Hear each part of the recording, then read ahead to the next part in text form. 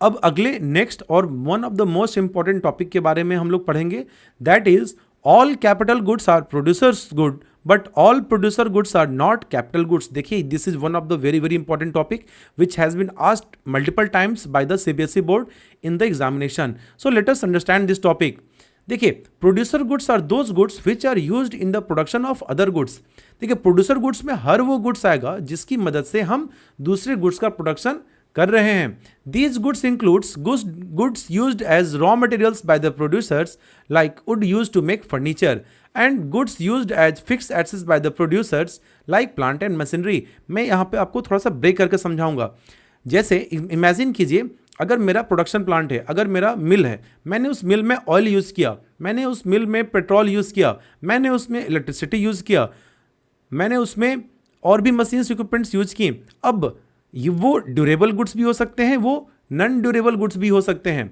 तो producer goods में हर वो गुड्स जो प्रोडक्शन प्रोसेस का पार्ट बना हुआ है, चाहे वो ड्यूरेबल हो चाहे वो नॉन ड्यूरेबल हो, सारे गुड्स प्रोड्यूसर्स गुड्स की कैटेगरी में आ जाएंगे। सब कुछ उसमें आएगा, सर्विसेज वगैरह, everything will be part of that.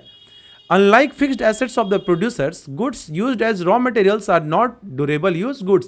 देखिए, जो हम रॉ मटेरियल यूज करते हैं वो सिंगल एक्ट ऑफ कंजम्पशन में खत्म हो जाते हैं, वो तो ड्यूरेबल गुड्स नहीं कहलाएंगे।